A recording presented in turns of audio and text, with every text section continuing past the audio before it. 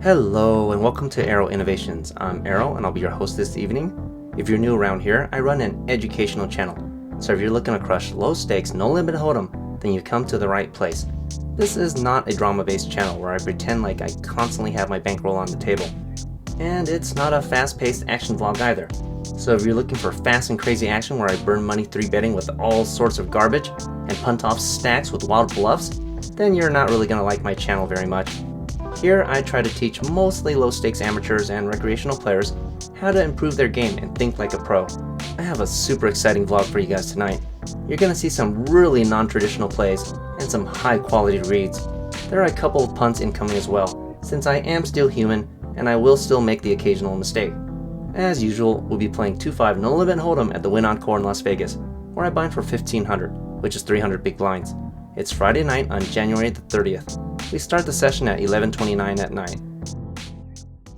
10 minutes into the session, the hijack opens to 15 with a full stack of at least 1,500. He's a pretty decent player who sometimes watches the vlog. I call on the button with ace deuce of clubs. I know you might have seen a lot of live streams and vlogs where players with similar hands like this will often 3-bet in position, but that's not how I like to roll personally. Like I prefaced, I don't really 3-bet light very often. These sorts of hands play really great in position, and you can occasionally stack someone by running the nut flush into a weaker flush, so why would you want to chase out those sorts of hands? Don't pay too much attention to GTO Wizard if you want to dominate live cash games, especially in the low stakes. Anyways, after I make the call, the big blind calls as well. We go 3 ways in position to flop of ace, 10, 9 with 2 spades. We flop top pair, but our kicker is as bad as it possibly gets, and we also don't have any backdoor draws of any kind.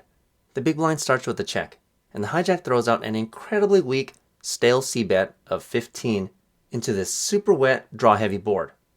I don't think he's very strong at all, but I don't have any information on the big blind, so there's no reason why he couldn't have flopped a monster with a hand like ace-10 or 9-10 or something similar. So I don't think there's any merit to raising here, at least not yet anyways.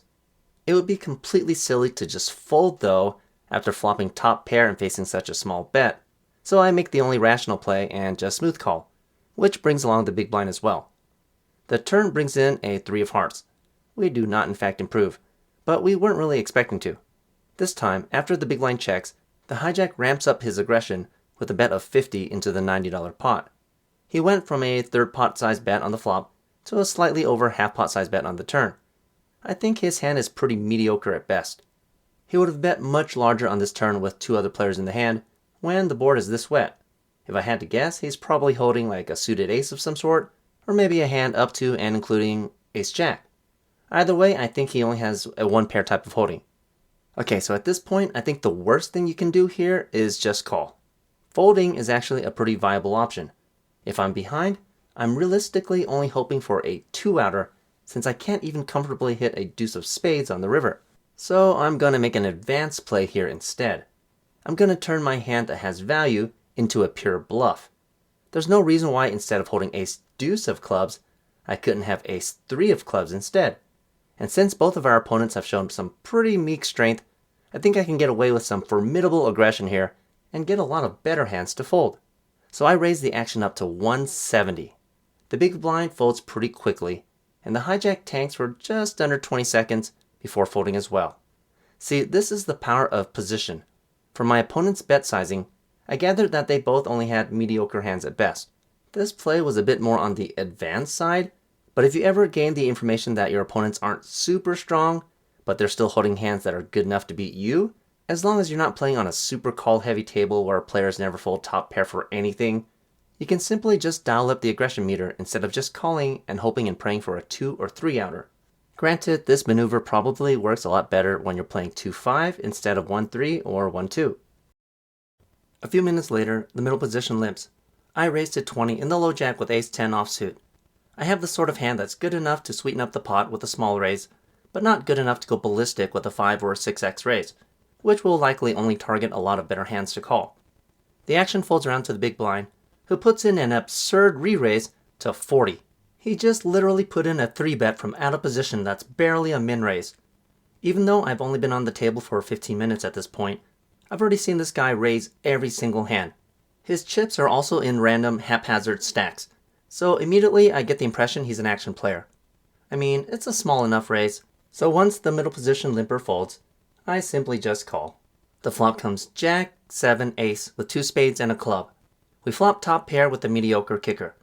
The big blind starts with a half pot size bet of 40 into the $90 pot, which I recognize is a pretty weak bet considering the board texture. There's 2 to a suit and 2 Broadway cards on board, which opens up all sorts of gutshot straight possibilities.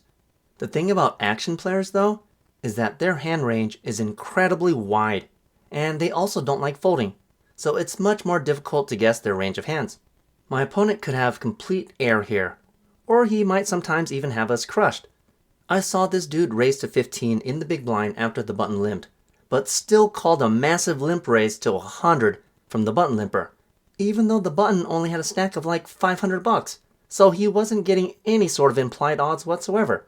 Guys like this have no reservations about putting their money in, and I don't really want to bloat up the pot any further with such a mediocre hand holding, so I only just smooth call again.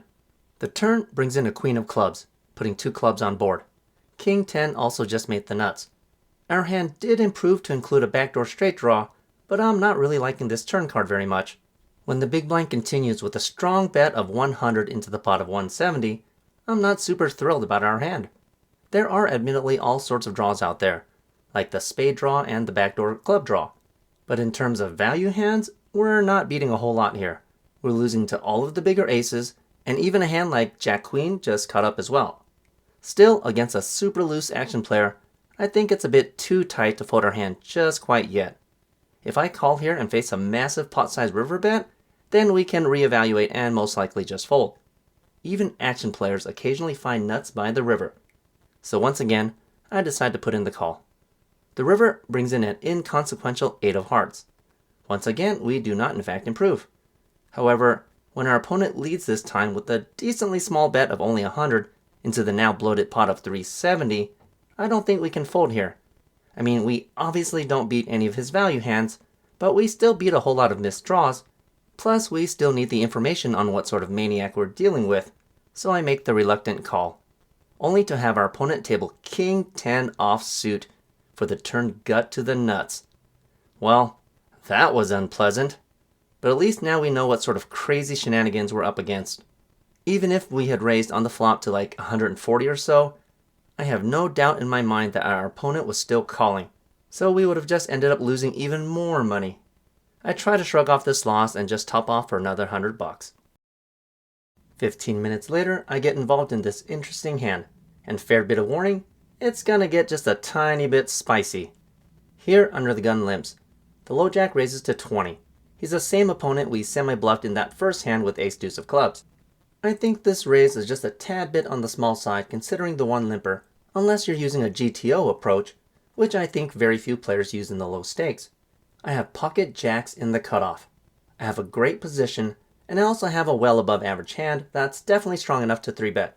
So I put in a re-raise to 70, utilizing a raise amount that's designed to isolate, but without going overboard since I do have really good position. If I were in the blinds, I would probably raise to about 100 instead.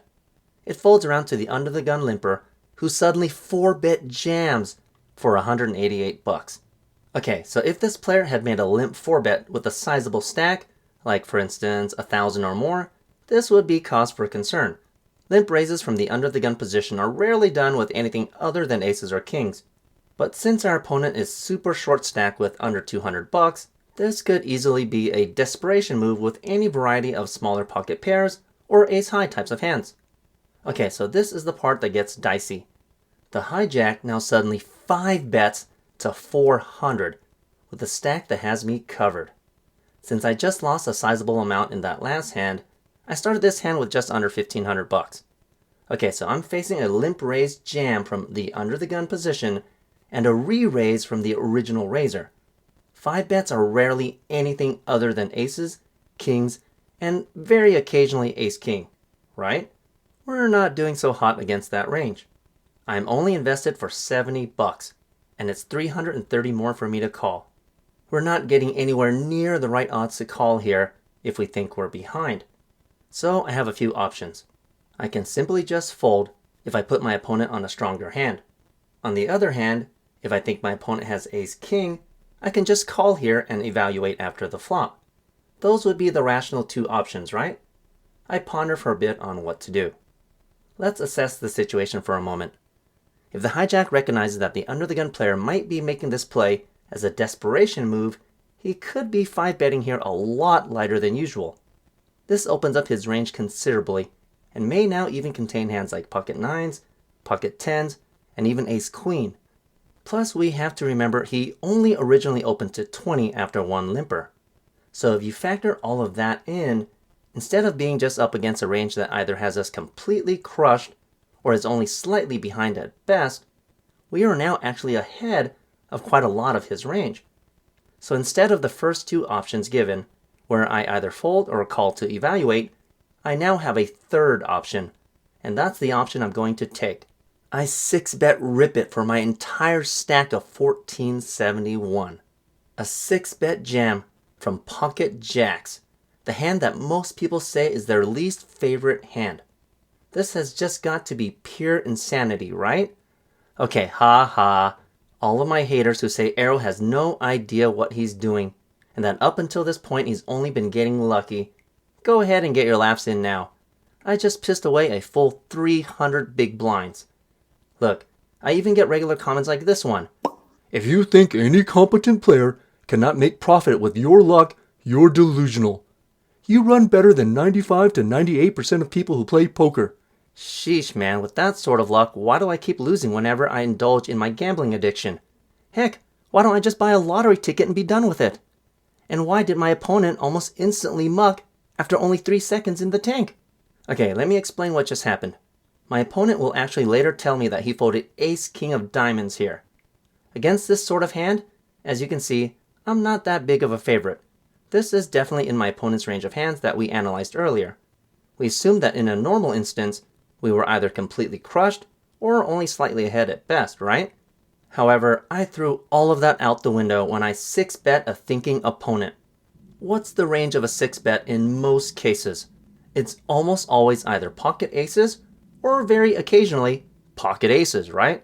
Plus, our opponent here occasionally watches the vlog and knows that I'm not a complete maniac. So by 6-bet jamming against hands that were normally close to flipping against, I denied all equity against those sorts of hands because any competent player would just have to fold ace-king in that spot. Okay, so the flop comes 10, deuce, deuce with 2 diamonds and a heart. The turn brings in an 8 of diamonds, and the river brings in a 5 of spades. Our opponent turns over ace-king offsuit, so we take this one down. And thankfully, I played the hand exactly as I did, otherwise the hijack would have ended up winning with this ace-king of diamonds. If I had only just called his pre-flop 5-bet, I would have gotten screwed on a 10-high flop with 2 diamonds and ended up just losing my entire stack for sure. But this is why the human element is so important. If I had played this hand like a GTO robot, there's no way I could have won, as 6-bet shoving with pocket jacks in a 300 big blind structure just is not a thing according to GTO. About 15 minutes later, the middle position limps. The button, who's the action player that beat us with that gut shot with his king 10 earlier, raises to 15. The small blind folds. I'm holding ace-king offsuit in the big blind. Okay, so this is a 3-bet for sure. I've never seen this guy fold to a 3-bet after he raises, so the amount we choose needs to be precise. I want to isolate the action player and kick out the middle position limper, but I don't want to choose an amount that's too absurd since I don't have a made hand and will mathematically miss 2 out of 3 flops. I decide to put in a 3-bet to 75. As predicted, the middle position gets out of the way, and the button makes the call. The flop comes 8, ace, 8, rainbow. Oh, perfect! We actually smashed the flop. On this sort of polarizing board without any noticeable draws, one of us is drawing incredibly thin. If our opponent has an ace here, then he's drawing to either 0 or 3 outs, because if his kicker is lower than an 8, he can't even make 2 pairs to improve. He'll have to rely on runner-runner. But on the flip side, if our opponent is holding an 8, then I'm the one who's drawing incredibly thin to only 2 outs. On this sort of flop, I think it's much more profitable to check to our opponent to see what he wants to do. He takes the bait and throws out a pretty significant bet of 100 into the pot of 155. Oh goody, with that sort of sizing, he's pretty screwed. That's never the sizing an 8 would use on this sort of dry board. He's either trying to bluff me off a pocket pair, or he actually does have an ace. Either way, this is exactly what we wanted. I pretend to take some time to think over my options before making what I hope looks like a very unsure call. The turn brings in a 9 of clubs, putting 2 clubs on board. I check again. This time, our opponent makes a very timid bet of another stale 100. I'm not really too happy about this bet. If our opponent had made a much more considerable bet, I could consider keeping up the charade and only just smooth calling. But a small bet of this size means our opponent may very well end up giving up on the river. Plus, this turn card isn't exactly my favorite, putting all sorts of backdoor draws out there. So the jig is up. I put in a check raise to 350, targeting hands like ace-x of clubs, any random ace, or just any backdoor draws in general. It's really hard to pinpoint the ranges of action players. Unfortunately, our opponent gives up and simply just folds, but we did get 2 streets of betting out of him. A couple of minutes later, the middle position limps. The action player raises to 50 in the cutoff. Yes, he literally just raised 10x after only 1 limper. I'm sitting here with pocket 9s in the big blind. I contemplate my options for a moment. Against another random player, a 10x raise here in Las Vegas is only ever an absolute monster. Usually you see these sorts of moves being pulled by some OMC who's afraid of getting his aces or kings cracked. But against this particular player, I actually contemplate putting in a 3-bet here. I think if my position were better, I would actually 3-bet here. But since I'm out of position, there's going to be a whole lot of flops that I'm not going to be a big fan of with my pocket 9s. So ultimately, I decide to just flat call, and everyone else folds. We go heads up, out of position, to flop of deuce, 5, jack, rainbow, which, all things considered, is a pretty good flop. A random jack is less likely to be in our opponent's range when he raises up to 50. If I were holding pocket 5s or pocket 2s here, I would actually consider leading with a small bet to provoke our opponent. But with my 9s, I just start with a check. The cutoff throws out a stale c-bet of another 50. On this sort of dry board, that doesn't necessarily denote strength or weakness. We're nowhere near top of range. If he's bluffing with random high cards, we want him to continue blasting. And if he actually has us crushed, then we want to keep this pot small and manageable. So the best course of action here is just a smooth call. The turn brings in a 10 of hearts, keeping the board rainbow. We've been demoted to third pair. Obviously, with third pair, I don't really have any option here other than to check again. But thankfully, our opponent checks the action back. Okay, goody. There's a very good chance we're ahead right now. The river pairs the board with a 5 of clubs. Now on top of losing to a jack and a 10, we also lose to a 5 as well. I don't really see any point of trying to value bet here with our current hand holding. If I were holding something a tad bit stronger, like for instance a suited jack of some sort, I would probably go for a thin value bet here for like 75 or so, targeting that 10, pocket 9s, or something similar. But with what is essentially fourth pair on this board, I think my only option here is to check, but with the intent of snap calling any pot size bet. So I just check for a third time, and our opponent checks the action back. I table my 9s, and he turns over pocket 7s for a slightly worse pocket pair. Could I have extracted more value out of this hand? Sure, if I had 3-bet pre-flop and then led again with a considerable bet on the flop. But that's being pretty results oriented. There's no reason why our opponent couldn't have had a bigger pocket pair here. If I were in position with my pocket 9s, I could also put in a milky bet on the river to like 75 or so, targeting all of the smaller pocket pairs. But out of position, I think the check on the river was the best play. About 15 minutes later, I get involved in this hand here. Buckle in, boys and girls, because this one is about to be another really spicy hand. Here, under the gun limps, the action player raises to 15 in the low jack, which is obviously a very weak raise, especially after 1 limper. I'm holding ace-jack offsuit in the cutoff, which is normally a very mediocre hand, and the sort I usually only just call raises with, but rarely ever 3-bet with. However, this situation isn't exactly a normal situation. We are looking at an incredibly weak $15 raise after 1 limper, and coming from the action player no less. I have position, and I have a hand that is most likely way ahead of his range, so I bump things up to 50, using a sizing that's designed to isolate without bloating the pot up to an uncomfortable level. It folds around to the under the gun limper, who cold calls the $50 3-bet with a pretty short stack of only about 420, and of course the low jack action player tags along as well. We go 3 ways, in position, to flop of jack, queen, 5 with 2 diamonds. We flop middle pair with an ace kicker, but we're pretty crushed against anyone holding that queen. Surprisingly, the under the gun leads with a bet of 60 into the pot of 155. The low jack folds. Okay, strategy time. Our opponent is only sitting there with a stack of about 370.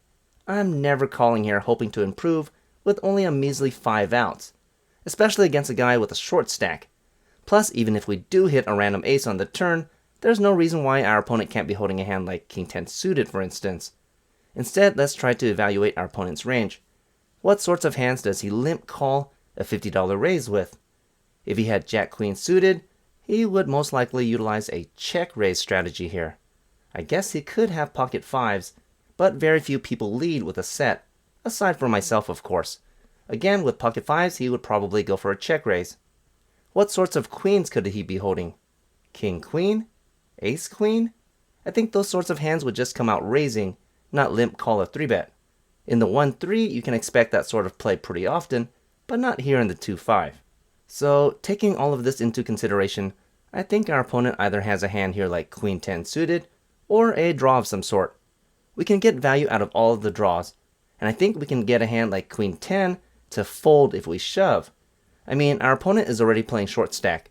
I highly doubt he wants to get his stack in against the pre-flop 3-better with only top pair and no kicker. So I just go ahead and shove all in. Our opponent snap calls. The turn brings in a deuce of spades, and the river completes with a 3 of spades. I table our ace jack, and our opponent turns over ace 5 of diamonds for the flop pair with nut flush draw that bricked out. You see, even though I only had middle pair in this situation, I properly deduced our opponent's range of hands. Getting dealt monster after monster is not how you become a profitable poker player. Plus, it's not even a real thing. No one is mathematically luckier than any other person over a long span of time. Not when it comes to the numbers anyways. Everyone eventually gets dealt the same cards. It's how you utilize them that makes all the difference. Proper analysis of your opponent's range is how you win at poker in the long term. 10 minutes later, the hijack, a new player to the table, opens to 20 with a massive 3K starting stack. The button calls. I'm sitting here with ace-king offsuit in the small blind. This spot is going to be pretty repetitive for my normal audience, but kind of like how they teach you in school, you need practice and repetition. My position sucks, but I have a premium starting hand. Unfortunately, it's one that's mathematically going to miss 2 out of 3 flops. Ace-king is well known as a drawing hand, and draws are best played using fold equity to win without actually hitting. So you definitely want to 3-bet with this sort of hand, but since I'm out of position, I also want to use a larger than normal bet sizing. So I bump things up to an even $100. Everyone simply folds, and I just take this one down. Not a very exciting hand, but just some repetition with what to do with ace-king. We've lost a couple of players, so we're currently only 6-handed for this one. Here the cutoff limps. The action player raises to 15 on the button, which once again, we recognize as a very weak raise after one limper. I'm holding Queen 9 of diamonds in the big blind.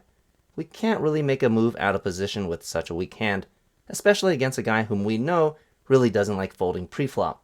So this is only ever just a call, and the cutoff calls as well. We go 3 ways, out of position, to flop of Jack, 9, Ace, with 2 hearts and a diamond. We flop bottom pair with a couple of different backdoor draws. The action checks around to the button, who throws out a pretty weak c-bet of 20 into the pot of 45. This is good for us since we don't have a whole lot going on right now, but we have a lot of potential to improve. So I make the call and the cutoff does as well. The turn brings in a 10 of diamonds, which is about as good of a turn as we can possibly hope for without directly improving our hand. King Queen turns the nut straight. We just picked up a backdoor flush draw as well as an open-ended straight draw to go along with our bottom pair. We've gained some massive equity. I want to utilize this equity, but I need to be a little bit sneaky about it. I don't want to just lead here because we're unlikely to get any folds out of our opponents with a single bet. So instead, let's try to execute a check raise. The action once again checks around to the button, who throws out another incredibly small bet of 25 into the pot of 105. On this super ultra wet draw heavy board with 2 different flush draws, our opponent just bet less than a quarter pot. If this isn't weakness, then I don't know what is. This is the perfect time to pounce. Okay, so this is where I kind of mess up. I'm definitely going to execute a check raise here, but the amount is really important. I failed to account for the third wheel in this hand. My intention is to keep the button in with whatever weak hand he's holding, only to steal the pot on the river, assuming we don't actually improve. So I only check raise to 85.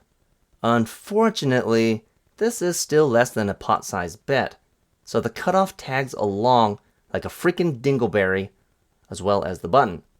Okay, so that totally was not ideal. Without the cutoff, I could blast off on the vast majority of river cards, regardless of what actually comes. But with him in the hand, my options become a lot more limited. I should have actually check raised much bigger, closer to like 175. So in the moment, I utilized the right move, but went with the wrong bet sizing. So wouldn't you know it, the river pairs the board with an ace of clubs, which is probably one of the worst river cards to try to bluff on. No one's going to fold an ace here.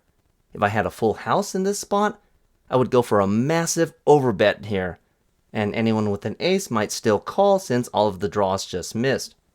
As you guys know, I throw a lot of bluffs here on this channel.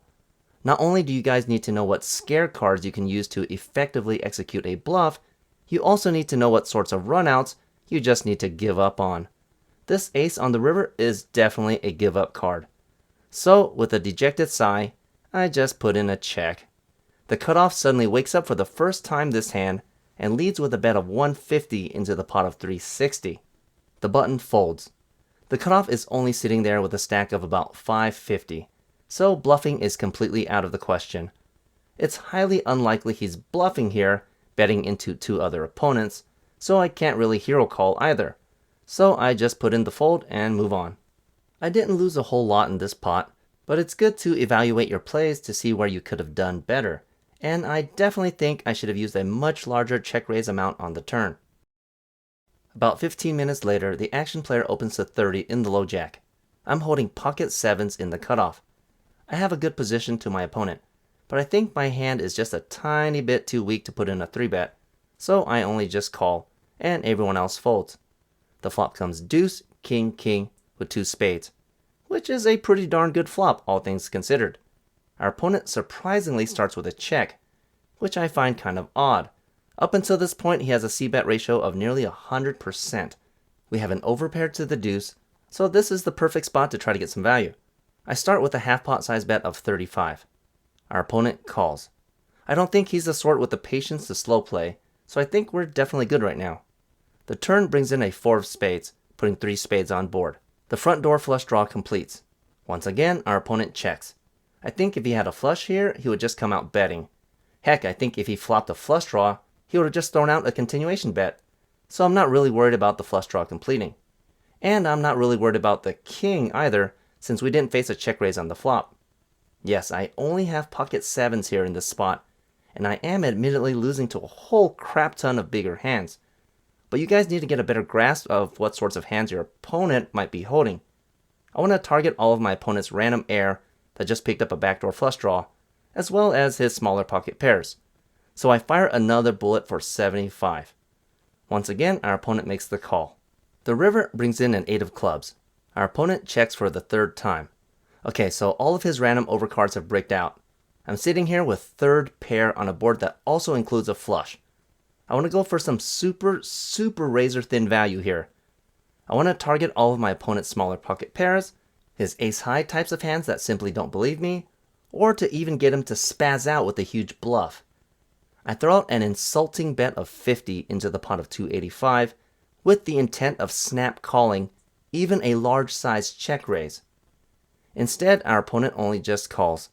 I table our pocket sevens, and he shows pocket sixes for a slightly smaller dominated pair.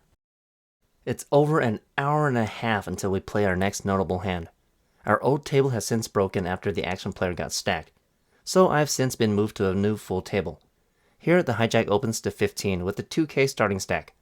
He's a really tight, conservative player. The button and small blind call. I'm sitting here with ace-queen of hearts in the big blind. This is definitely a well above average hand worthy of 3-betting. So I bump things up to 85, since I'm raising out of the blinds and in terrible position. The hijack suddenly wakes up and puts in a considerable 4-bet to 215.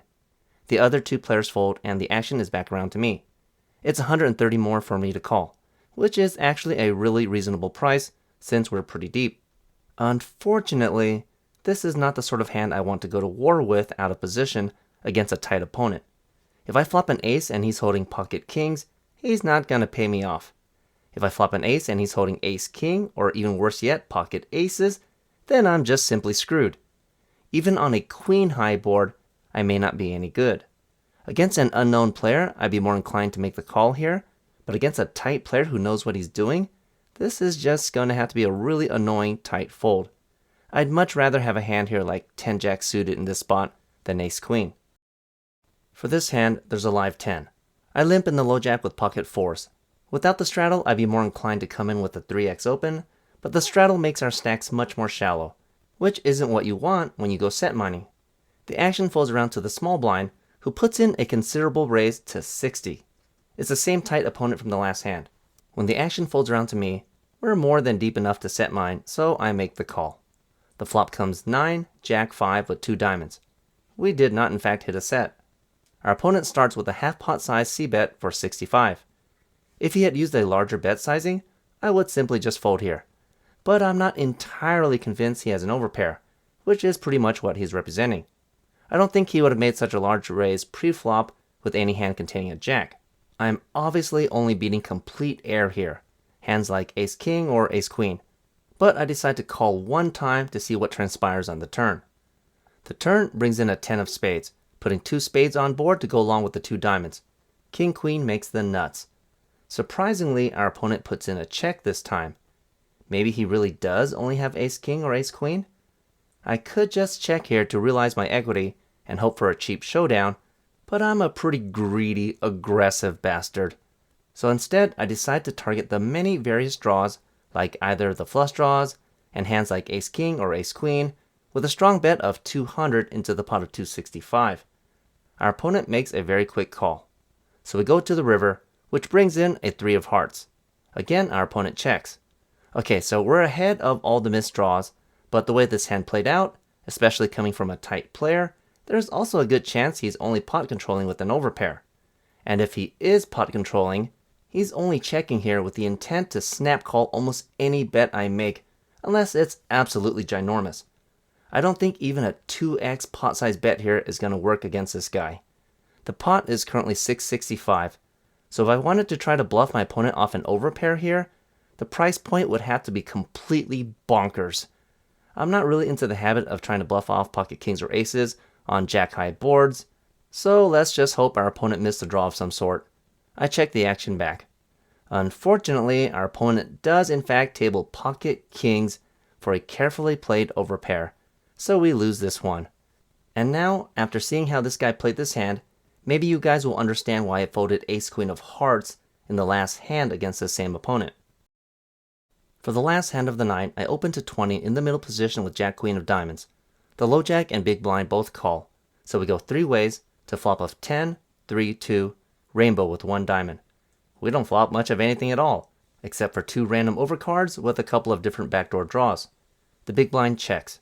Okay, so normally I'm not a huge fan of c-betting on small boards that don't make sense for our range, but this is a pretty polarizing disconnected flop. Plus we do have some very sneaky backdoor draws. So here I start with a c-bet of 25 into the $60 pot. The low jack calls, but the big blind folds. The turn brings in an absolutely gorgeous card in the form of a king of diamonds. We just improved massively to include a backdoor flush draw, as well as an open-ended straight draw. On top of that, that king is a great card to use as a scare card. If our opponent only has a naked 10 here, he's really not going to like increased aggression now that the king just hit the board. So I continue the pressure with a bet of 75 into the pot of 110, ramping up my aggression. Again, our opponent makes the call. The river is about as beautiful as it gets. It's the 8 of diamonds, improving us to the second nut flush. I was planning on bluffing the vast majority of river cards if we don't actually improve, using a 2x pot type of sizing, but now that we've actually made it, I want to use a sizing that will get called instead. Our opponent is sitting there with a stack of about 680. I want to go for the absolute maximum value here that I think a non-believing 10 is willing to call. So after some thought, I shoot out an overbet of 300 into the pot of 260. After a little over 20 seconds in the tank, our opponent does indeed put in the call. So we take down this really nice pot. In for 1600 and out for 2978 for an incredible profit of $1,378 after 4 hours and 44 minutes of playtime. I didn't play perfectly, and I kind of did blunder a few different hands, but I'm still really proud of some of my incredible reads. I properly 6-bet with pocket jacks. I made the right deduction with my middle pair and stuck in my stack with an all-in shove. And I also found value with some incredibly weak hands on boards that should otherwise look pretty scary. If you like what you saw today, please don't forget to smash that like button. Hype this video if you can. Subscribe to the channel for more tips and tricks on how to crush low stakes, no limit hold'em. Follow me on Instagram to get details on my monthly $500 cash drawings. Check out my Patreon to see more of the coaching series and to get early access to my vlogs. And as always, I hope to see you in the next video.